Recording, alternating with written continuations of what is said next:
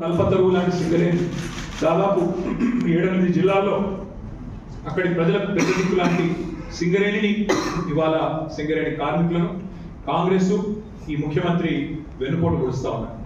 నిన్న ప్రకటించింది దసరా బోనస్ కాదు, అది బోగస్ అనే మాట నేను విజ్ఞప్తి చేస్తా ఉన్నాను.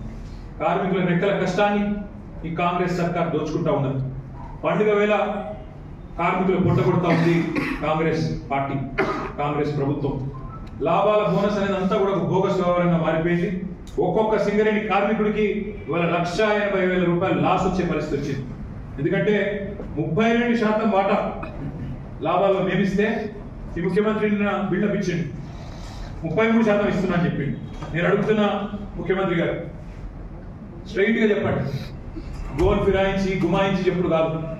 నిన్న మీ మంత్రి గారు చెప్పింది లాభాలు, ఈ సంవత్సరం యొక్క లాభాలు ఎంత అంటే స్వయంగా ఈ రాష్ట్ర ఇంధన మంత్రి గారు, ఎవరి కిందనైతే సింగరేణి వస్తుందో డిప్యూటీ చీఫ్ మినిస్టర్ గారు బట్టి విక్రమార్క గారు, ఆయన చెప్పారు లాభాలు 4,701 కోట్లు అని స్వయంగా బట్టి విక్రమార్క గారు చెప్పారు.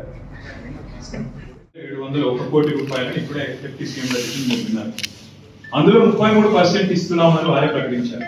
మరి 33% 4,701 కోట్లలో అంటే 1,551 కోట్లు ఇవ్వాలి.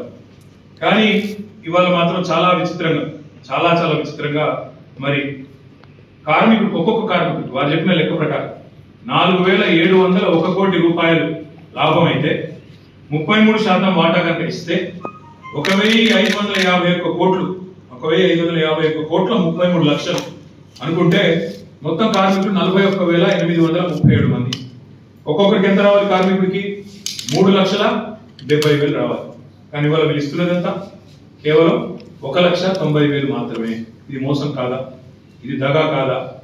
లేదా ముఖ్యమంత్రి నాకు లెక్కలు రావు, మా డిప్యూటీ సీఎం అంతకంటే రావు, మా ఫైనాన్స్ మినిస్టర్ కు మేమేదో చెప్పినాం విషయానికి పోయి, కానీ వాస్తవానికి ఇచ్చింది 16.9% మాత్రమే ఒప్పుకోవాలి. ఏదైనా ఒకటి ఒప్పుకోవాలి.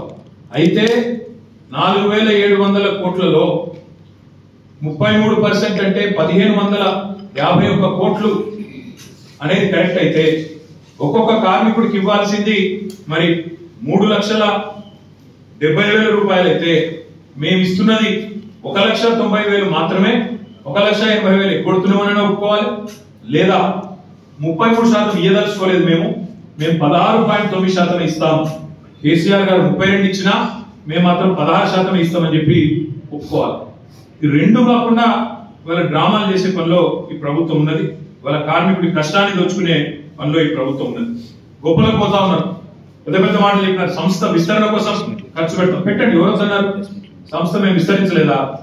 490 కోట్ల లాభాల్లో ఉన్న సంస్థని 2,222 కోట్ల లాభాల్లో కేసీఆర్ గారు తీసుకొని పోలేదా? ఒక్కొక్క కార్మిక సోదరుడికి 17,000 లాభాల్లో వాటా వచ్చే స్థాయి నుంచి మేము అడుగులు పెట్టినాడు. చివరికి దిగిపోయే నాటికి 10 రెట్లు 1,60,000 రూపాయలు ఇచ్చే స్థాయికి కేసీఆర్ తీసుకోలేదా? సంస్థ విస్తరించలేదా? అదేదో మీరు కొత్తగా కనిపెట్టినట్టు, కొత్తగా చేసినట్టు డ్రామా ఎందుకు? అందుకే ప్రభుత్వాన్ని మేము డిమాండ్ చేస్తా ఉన్నాం, మోసం చేయకండి, స్పష్టంగా చెప్పండి.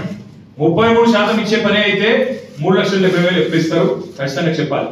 లేదు మేము ఇయ్యం, మేము ఇంతనే ఇస్తాం 1,90,000 అంటే మరి 16.9% ఇస్తున్నాం, ఇదే మా కథ అని చెప్పాలి. నేను ఇంకొక మాట కూడా అడుగుతాను. సింగరేణి బెల్ట్ మొత్తం కాంగ్రెస్ పార్టీ కార్మికులు గెలిపించింది.